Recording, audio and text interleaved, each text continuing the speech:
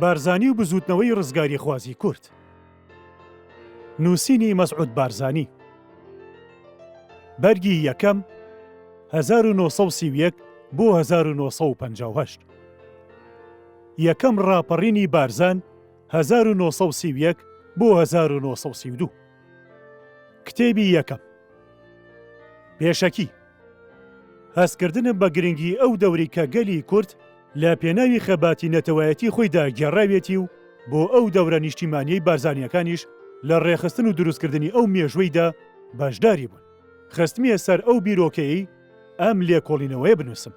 ئێستا لە کاتێکدا کە من ئەم لێکۆڵینەوەیە دەخەمە بەردەسی ئەو خوێنەرە بەڕێزانەی بایەخ بە کێشەی کورد دەدەن، دان بەوەدا دەنێم کە من نووسەر و لێکۆڵەرەوەیەکی پسپۆری کورد نیم و مێژوو نووسیش نیم. تەنیا ئەوەندەیە تەقەلام داوە ڕووداوەکانی بەڕاستی و بێ لادان لە چۆنێتی قەومانیان بخەمە سەر کاغەز. پێویستە ئەوەش بڵێم کە بارزانی نەمر لەگەڵەوەشدا کە ژیانێکی پڕ لە قارەمانێتی و فیداکاری پڕ ئازاری لە پێناوی پێشکەوتن و ڕزگاری گەلی کووردە هەبووە و ئەو ژیانی ئەو بووەتە پارچەیەکی گرنگ لە مێژووی سیاسی گەلی کورد. کەچی خۆی حەزی لە نووسین و بڵاوکردنەوەی ئەو ڕووداوانە نەدەکرد و نووسینەوەی بەسەرهاتەکانی زۆر بەدڵ نەبوو. ئێمە لەم لێکۆڵینەوەیەدا دەمانەوێ هەندێک ڕووناکی بخەینە سەر یەکەم ڕاپەڕینی بارزان و بە درێژی لێی بدوێین. ڕاستی و ڕوودا و بەو جۆرە بڵاو بکەینەوە کە لە دەمی ئەوانمان وەرگرتووە خۆیان بەشداری ئەو بەسەرهاتانە بوون. جا چونکە ئەو ڕاپەڕینە بەردەوامی خەباتی گەلی کورد بووە، زۆربەی لاپەڕەکانی نوشتاونەتەوە و چۆنیەتیان لە لای خۆمان و لە لای وڵاتاندا شاراون.